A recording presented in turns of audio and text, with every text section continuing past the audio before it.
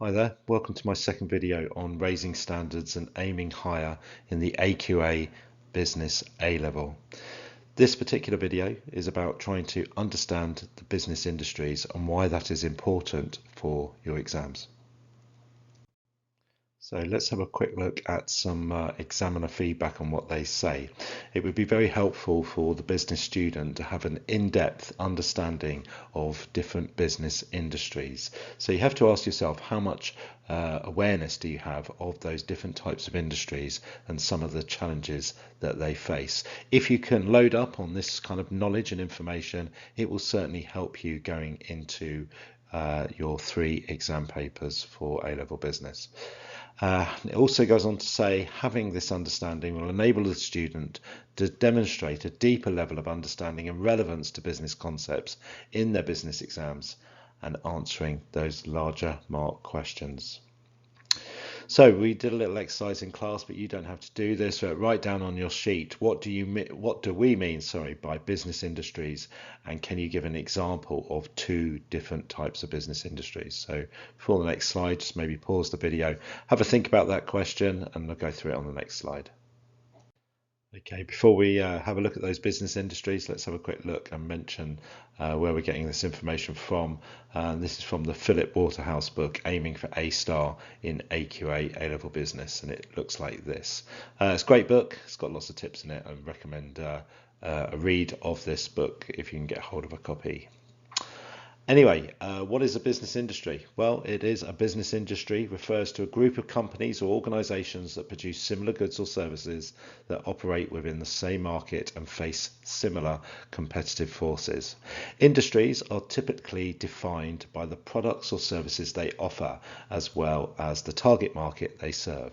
So that's a great definition as to what a business industry is, because sometimes that can be a little bit confusing. And to put that into context, if I said Tesco's, Asda, Sainsbury's are all within the supermarket industry, that should help you to understand that. And if I said EE, O2, Vodafone are all within the mobile network industry, then you should obviously make complete sense now. So let's have a look at some of the industries that Philip talks about in his book. He names 10 industries that you should have a deeper understanding of going into the exam. Now, of course, this is not all industries. There are many, many more. And it's obviously to the extent of how much you want to go into with regards to the industries. But just have a look at some of these just to give you a flavour. So we got the clothing retail industry, car industry, automotive, social media industry, technology, food retail, mobile phones, gaming, leisure and entertainment, supermarkets, and banking and finance. So these are the ones that we're going to be looking at in this video. And another tip as well, before we go into a bit more depth of the business industries, would be to do this. If you take Google, for example, search engine, and you're looking up a business, so in the example of this screenshot, we're looking up Sainsbury's, and it returns obviously the Sainsbury's website. However, if you click on the news tab, what you can do is research the company, and in this case it would tell you what's going on in the news with relation to that particular business. So as you can see at this current moment in time of recording, the Sainsbury's is intending on cutting 1,500 jobs in a 1 billion cost saving effort. And the reason why I'm pointing this out is that as you get to know 1 or 2 companies within these types of industries, maybe you should be Googling them and searching up some news items on them, and you never know, you might be able to bring those news items actually into your exam paper as those kind of potential examples and answers that will support what you're saying in those larger mark questions. And then in the book, Philip goes on to talk about this. He says, aim to build up a bank of examples and case studies that you can use in your answers. Whilst the exam papers will feature specific case studies, the nature of the questions, particularly the larger ones, will mean you are expected to bring in your own examples of business that are relevant to a particular business scenario.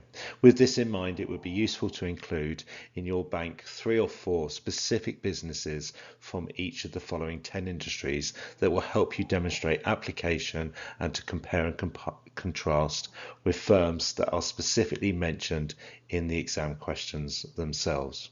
So there you go. There's those 10 industries again. And kind of my tip going forward would be to do this. Actually know the industry, know some example companies from that particular industry, understand the challenges that the industry is currently facing, all good stuff that you can bring into your exam, know the positives about the industry as well, and understand the future perhaps of that industry as well. Build this into your confidence in answering those larger mark questions, and you will go on to do better in your A-level exam paper. And do bear in mind another tip: if you just improve by 10 marks in each of the papers, the 3 papers that you've got to sit, you will go up a grade. So just 10 extra marks in paper 1, 2 and 3, so a total of 30 marks, will increase your grade from, say, a grade D to grade C, or grade C to grade B, etc. Just so you know, for this particular exercise, it's quite nice to have a template where it's kind of mapped out. So you've got the list there of the industry, example companies, challenges facing the industry, positives about the industry, and the future of the industry. So let's have a look at the 10 industries that Philip was talking about. Now, this doesn't mean that all of these things that I'm saying are absolutely spot on. Of course, some of the things may have changed since recording this video, but also there will be other challenges facing the industry that I've not thought of. There will be positives about the industry that I've not listed, and there will be other things to think about with regards to the future of the industry. This isn't a definitive guide. What this is just to really sort of trigger your thought process and get you actually thinking about these industries. You can go and do your own research. I'm just trying to kickstart and help you think about it at this level. So we start off with fashion industry, or fashion retail, let's call it that. And some example companies, just to put it into context, is Next, Primark, Marks and Spencer's, ASOS. Challenges that are currently facing that industry. Well, it's a rapidly changing customer preferences, and that certainly is true. That is definitely one of the challenges facing this industry, as customer choice changes all the time, and businesses that are in this industry really need to know and understand their customers so they satisfy the demand. Intense competition for market share in this industry. Everybody wants a piece of the market share. Supply chain disruptions are possible, as some of the example companies will get their supplies from various places around the world perhaps.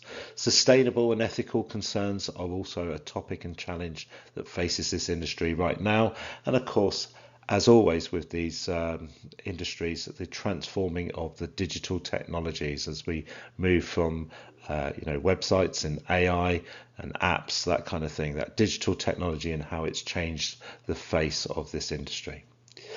Also, positives about this industry: well, it does allow for creative expression and innovation, as we'll know. It's got a great global market reach, so if you develop a clothing item or fashion item that is popular, it does become popular potentially around the world. There are diverse revenue streams in the fashion industry as well, meaning they don't just necessarily stick to fashion. They could maybe branch off into accessories or something like that. There's strong brand loyalty. We tend, if we like a clothing item or a fashion brand, we tend to stick with that and we'll be a returning customer. And also to say that it is a flexible and adaptable industry and room for lots of change.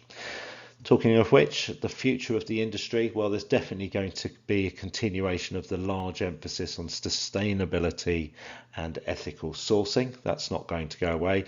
Changes in AI and augmented reality will also be some of the future challenges or thoughts about the future of this industry, and also a rise in DTC, what we call direct to consumer via digital platforms. So we're finding that sort of people who aren't on the high street, or shops who aren't on the high street, you're being challenged by smaller companies or individuals who are coming into the fashion industry and able to sell their items or products via digital platforms, as opposed to having to open a large high street shop and things like that, and having to have that presence on the high street, which is no longer required with the development of technology. Next up is the automotive industry, or car industry as I prefer to call it. Example companies Jaguar, Land Rover, Rolls-Royce. Of course, there are others. Challenges that face this industry, well, economic and uncertainty and market volatility, always in the car industry. And when economic times are tough, cars tend not to sell. Environmental regulations from governments and other agencies or other things to consider. Shifting consumer preference from one make of car to another make of car sometimes happens, or if there's been a poor report about a particular vehicle, then the consumer will go elsewhere. And also the other challenge is whether the switch over to AI and robotics and issues around employment can sometimes damage this particular industry's reputation as well. Positives about the industry, global market reach and a great opportunity for exporting. So if you happen to make a model that's popular, it is possible to export it from your country to around the world. Innovation and technological advancements are wonderful, and sometimes there's what we call a spillover into other sectors with new developments. So for example, onboard computers are developed perhaps by other companies and then put back into the cars and that kind of thing. So there's sort of a great opportunity for sort of companies, if you like, around the world offering different things to kind of work together to produce these supercars or what have you. So there we go. Future of the industry, AI and digital transformation. Shared mobility and mobility solutions are things that they need to think about. Kind of the next generation often thinking about the environment and how perhaps mobility and moving around and transportation can be shared as opposed to sort of one person, one vehicle. And also further innovations with electric vehicles has to be, of course, the future of this particular industry. So next up is social media, and some example companies are listed there for you. X, TikTok, Facebook, Instagram. Challenges that are facing this particular industry.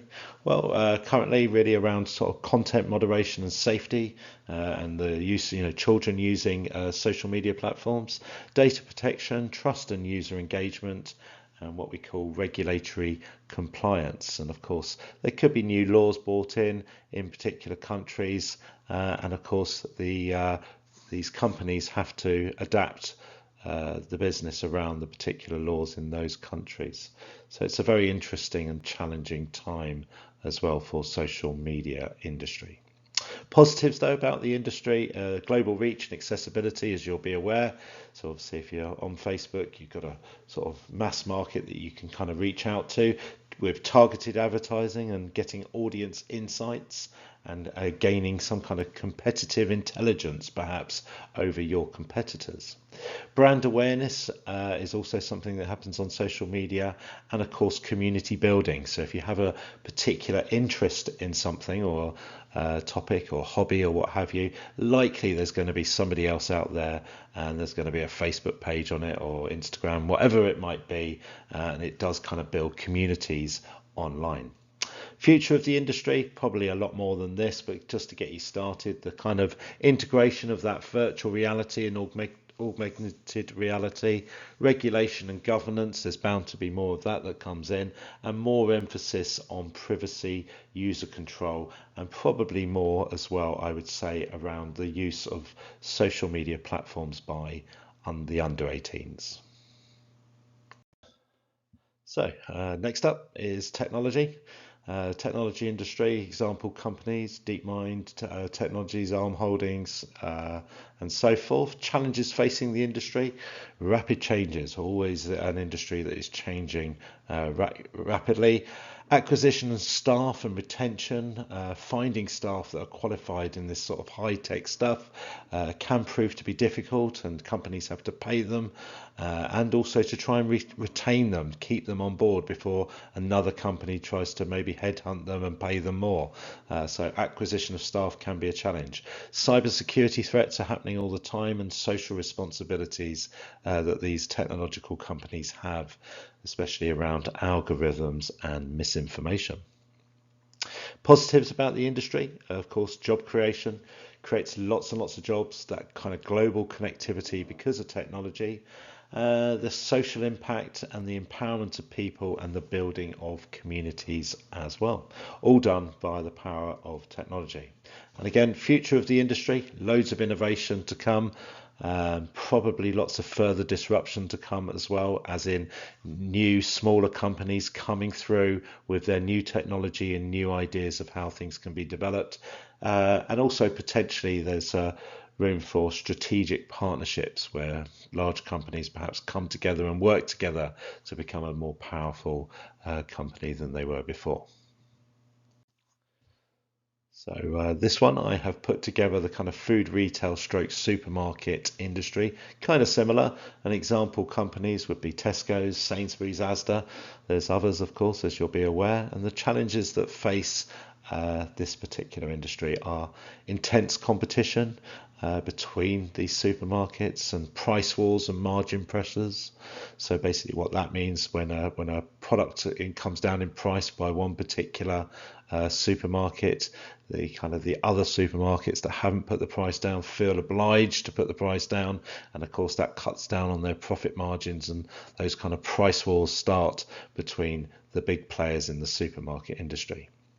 The changing consumer pressures, having to keep on top of what the consumer wants and where they're going to go to get it, having to keep an eye out for that all the time. Food safety and standards is very important in the supermarket industry. One bad report can damage the reputation of that particular store or that particular company and so forth.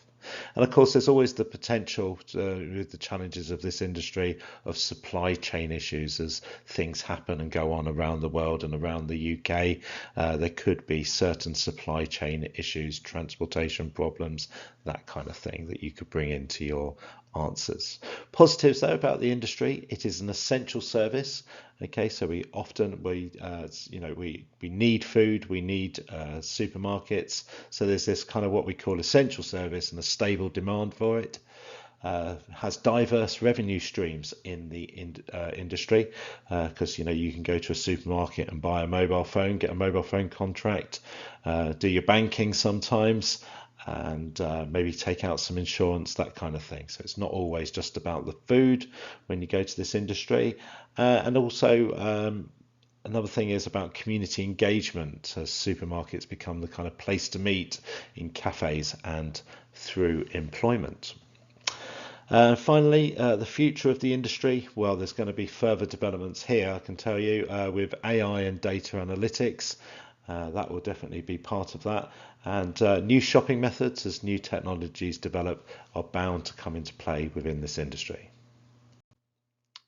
So the next one I'm looking at is mobile phones. Let's have a look. Example companies here would be EE, O2 and Vodafone UK. Challenges facing this industry: well, this kind of customer expectation that the network is always going to be working. That's one of the challenges that they face. The investment into the network infrastructure, very expensive to do that, but obviously a definite requirement, and also potential regulatory requirements as well. Positives about this industry: well, it's got constant innovation, isn't it? If you think about how the mobile phone has changed over the last 20 years and how the network has become better and more robust, there's always a high demand for this industry, and there's plenty of jobs in this industry, and the economic impact it has had, this industry, has been massive over the last sort of 20-25 years as the mobile phone and communication has become more popular. Future of the industry, some of the things: well, demand for new devices, and those new devices to have new things and features on them, the use of more 5G and making that work and fully, and of course the next one coming through is that kind of integration and the use of AI within the mobile phone. Look out for that. Okay, next one is the gaming industry. And example companies are Rockstar, Codemasters, Creative Assembly. These are just example companies that kind of put together and design those games and computer games that we all play. Challenges that face the industry: well, there's high development costs when you're developing games.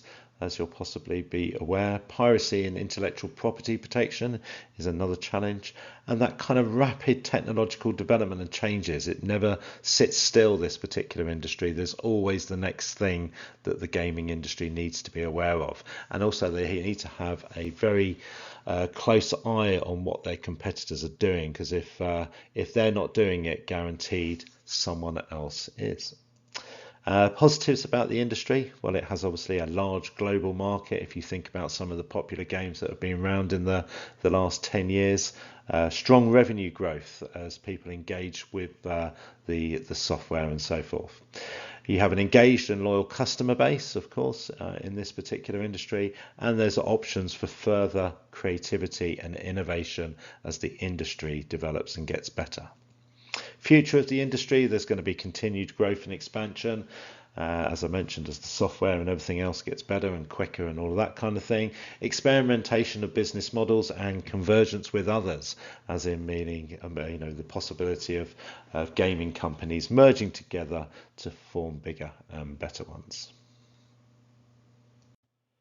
Okay, so nearly there, I promise you. The next one is the leisure and entertainment industry.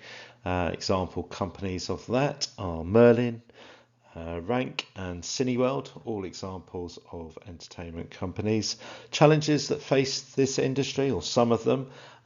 Economic uncertainty can always challenge this particular industry. Market saturation, as the demand for entertainment and leisure has gone up, the market has become saturated with a whole host of ideas.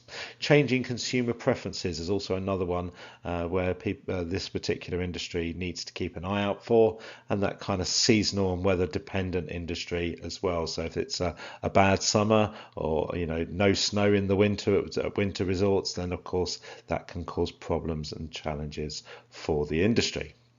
Positives though about the industry, there is a demand now for the experience economy, so we're kind of shifting over from products and now wanting more of experiences and creating of memories. So it's a industry that's doing very well in certain areas if you're meeting and matching the customer's preferences and demands. There's also room for tourism and destination marketing, and it's not really a threat from technology or other advancements in that kind of area, because of course we still want to go away, we still want to have the experience. In fact, in some ways it helps, as we enable us to book our experience via a website or via an app and things like that. So it's kind of helped the industry more than hindered it. Future of the industry, well, there's look out for personalized experiences, that kind of sustainability and responsible tourism, and also digital tourism is something to look out for as well. And finally, the last one is the banking and finance industry. So example companies there are Barclays, HSBC, Lloyds. Challenges that face this industry: always at risk of cyber security risks and hacking. Regulations as well. The banking industry is always being regulated in one form or another. Customer trust and reputations, and also other challenges from like emerging disruptors to the industry, like Starling and Monzo. Those are the banks that aren't on the high street, they're just on an app. And you can open your bank account via the app, and there you go, you're up and running. And that is a sort of disruptor to those kind of larger high street banks like Barclays and Lloyds, things like that. Also, positives about the industry could be considered that banks are that kind of financial mediator between borrowers and savers. They do contribute towards the economic stability and offer a return on investment, meaning if you give your money to the bank, they will give you some interest in return. And future of the industry, well, it's probably likely going to be shaped by regulations and laws. There probably is going to be other kind of emerging disruptors as well that come through, and AI and technology will definitely play a major part in developments. Okay, so that is it. That's my presentation on the different types of business industries. The reason why I've done this presentation is because of the feedback from examiners saying that students should have a good understanding of some of the industries and some of the challenges and positives about those industries and some example companies. I hope that you found this useful. Do try and apply that to some of your skills that you're learning as you head towards your exams on the AQA A-Level Business. And good luck.